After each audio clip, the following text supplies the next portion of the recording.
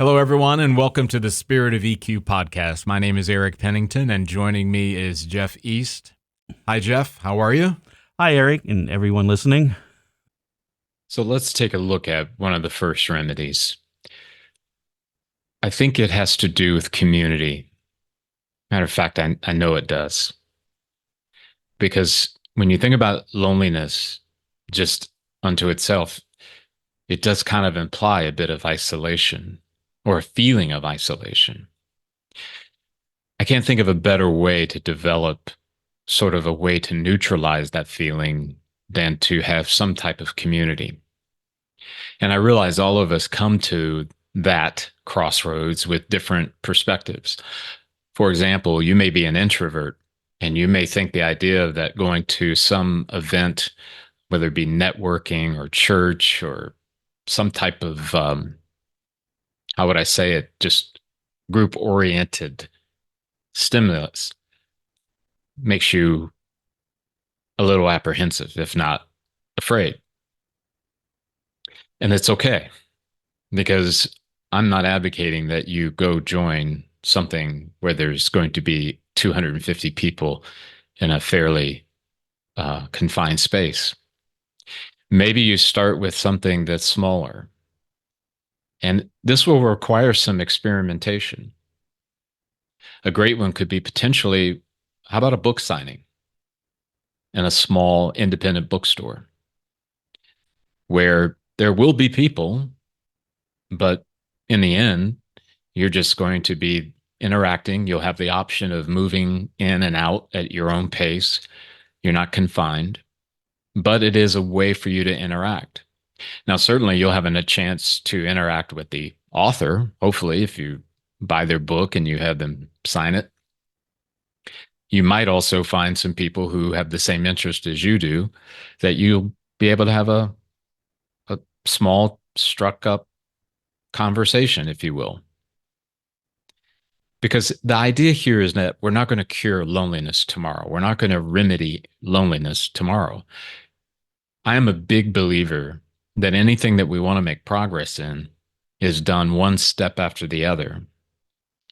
And the beauty of it, as I steal from Bill Ackman, is that progress compounds like money. So I wouldn't get it into your head that somehow you have to do something tomorrow to fix the feeling of loneliness. This makes me think of a personal story. I am one who is more geared toward one-on-one situations or being in front of groups of people. I don't know why, but that's who I am. That's my personality. So if you said to me, hey, there's this networking event, business networking, and there's going to be 150 people there, and maybe there's going to be a speaker or some kind of demonstration of some sort, some kind of presentation, I'll be inclined to not really be that interested. So, well, does that mean that I don't go to networking events? In some cases, yeah, it does, because it doesn't fit my flow. However, if you said that there's going to be a networking / problem solving, issue tackling situation, I'm probably going to want to go to that because I like it when I feel inspired and I can be around other people who are searching for inspiration too, even though it may look different than mine. So there's sort of my hats off to community. Let's look at the second one. The second remedy, I think, has to do with self-knowledge and the exploration around that. Our ability to dive in beneath the surface to get to know ourselves better. I've examined this and spoken about this in other podcast episodes, and I don't think it can be said enough. Some out there might be thinking, I'm not sure I'm going to like what I'm going to see because I've done X, I've done Y, I've missed out on X, I've missed out on Y, whatever the case may be. But remember, if you turn on curiosity way up and turn down judgment way down, you might find that there's no reason for shame. There's no reason to reject looking at something or some area of your life that maybe you think is not up to par. And again, I would also stress there also could be a call to get some help clinically to address issues that maybe you find too difficult to manage on your own, which might come back to that first remedy of community, a community of clinicians that you can call on to help you as you're maybe tackling something that's a little heavy for you to lift on your own. So, from that perspective, that's a part of the self knowledge thing. And to understand that we don't have to be this perfect specimen. And I think the more knowledge we have of ourselves, we understand that we've got our flaws. We've got those things that we wish were better, and on and on and on as it goes. But the reality is that's called being human. And everyone around you, everyone around me shares in that same experience. Somehow, somewhere along the line, we turned it into a game, one of who's got the least amount of problems or least amount of issues, as if it were a contest. Life is not that, for sure, at least from my vantage point. The next one is about listening, the remedy of listening. I know as if you're a regular listener to the podcast, you've heard myself and my co-host Jeff talk about that probably to nausea. But again, another thing that I don't think we can stress enough. I know personally, it's one of the hardest things that I've been working on. I'm going to stress to you, working as in, yes, today, now, as it relates to my relationships. But I'm better than I was 5 years ago. And I think I'm making progress every day in it. But it's really tough. This idea that somehow I'm going to give you the mic and I'm going to listen to what you have to say, and I'm going to do it without judgment. Because if you haven't noticed, at least here in the Western world, we're very good at judging. And judgment is not just about personal stuff as it relates to somebody's appearance, somebody's religious faith, whatever. But I'm talking about judgment as in, oh, I disagree with your opinion, so therefore I'm checking out, or I'm just waiting for you to stop so that I can refute what you just said. That's a form of judgment. And we leave much on the table when we take that pass. I remember one specific time where I had set out to do this with my son, and he had something on his mind, and it was rooted in music. And I'm a big music person. Once again, if you've listened to the podcast before, you know that that's something that we are very big into. And he wanted to play me some music that he thought was really fantastic. And it happened to be of the rap variety, hip hop variety. I can't remember exactly which one. It might have been more hip hop, if my memory serves. I'm not a big fan of hip hop. And therefore, you know what I did?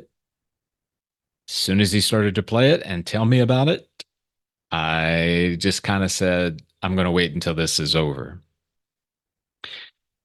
And then it dawned on me as those seconds kind of unfurled, you are going to be missing something here. And this is coming from one of the most important people in your life. Maybe you should set aside your judgment of hip hop music and go listen. Thankfully, I did. I still don't like hip hop, but I got to hear what makes that such an important thing for his taste and his soul. But again, that wasn't a perfect landing because I moved toward checking out. We have to be intentional. We have to be disciplined because more often than not, if we have developed a pattern of not being curious and being more judgmental, that's going to be our go-to. It's a neural pathway, and those things do stick. The beauty of it is that our brain has so much of this plasticity that We can rewire, we can do it differently. And that's a really powerful thing, but it requires the work. It requires the discipline to listen and to not judge and allow that other person to have the mic. Leads me to the last thing. And that's kind of what I spoke to about listening, the work. I've been in this realm, emotional intelligence and the coaching and training and the communication of the ideas for quite some time. And one of the things that I've noticed, one of the things that really sticks out to me as the difference maker, meaning difference between those who grow their emotional intelligence and those that don't. And it correlates to other areas of life, no doubt. But it's the people who put in the work, who are willing to get up each day and show up and do the work. And this is kind of exhausted, I know, in our culture. Marketing gets a hold of it and it becomes the next phrase, the next catch-all statement. But the reality is it's true. The beauty for you and I is that work is not okay, I'm going to do it today, and then all of a sudden I have mastered it. But it's a commitment to that I'm going to do it a little bit better than I did the day before. I'm going to take another step today. And your step may look different than mine. Your progress might look different than mine. But the idea is, are we moving forward and are we putting in the work? So any of the other remedies that I threw out to you today, what's that look like for you? How much work are you putting into community? How much work do you put into listening? And if you're out there listening and you go, I haven't done anything. Well, guess what? Today's a new day. You can start now. You can do something now. A good friend, Perry Moffmer, and I don't know where he got the phrase from. I don't know if he originated, but I remember him being the one that said it. And that is that you can't do everything, but you can do something. So what's your something? When will you start? Because absence of that, kind of going back to my difference maker breakdown, the people that don't make progress are typically, not always, but typically are those that don't put in the work, that are not disciplined enough to sort of do what needs to be done. Once we embrace this, I think our progress starts to really gain traction. And we can look at it realistically. We can catch ourselves in a place where we're healthier and our relationships are growing. We have a lot more peace. We're calmer. There's more of that ease about living than we do when we don't. Because to be sure, loneliness can be a killer, literally and figuratively.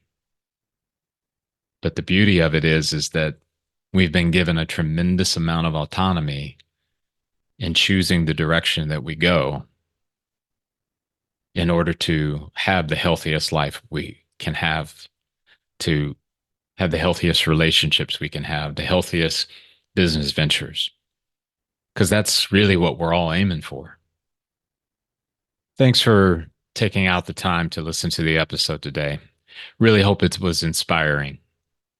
I look forward to the next time that we're together. Take care. Hi, everyone. This is Eric Pennington with the Spirit of EQ. I'm not introducing a new episode today. I'm here to tell you some things that might help you. Jeff, you're with me as always. So Yes. How do people get in touch with us? Well, the best way is just send us an email at info@spiritofeq.com. That's awesome. Jeff, I was also thinking about reviews, and I'm notoriously bad at asking for them, so reviews on all of the platforms wherever you get your podcasts? Yes. Do you think that'd be good? I think that would be great because, one, that will help us learn how to make better ones. And it's always good for us So to hear. we're not the perfect podcast host? We're close. Okay, all right. But not, still, not totally we want perfect. your feedback. We want your feedback. But it also might let us know a new subject. Hey, we need to dig deeper into that. Yeah. So let us know what you think. Cool. We really appreciate that. As always, too, there is social media, LinkedIn, Facebook, and we also have a YouTube channel.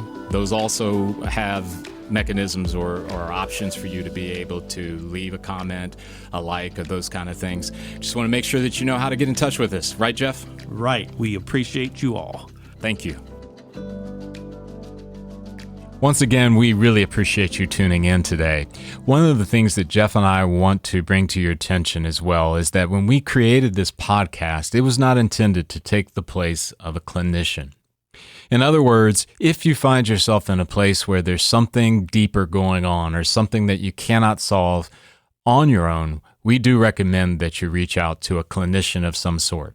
This podcast is purely opinion-based, and it is rooted in the desire to help you along your path in whatever way we can.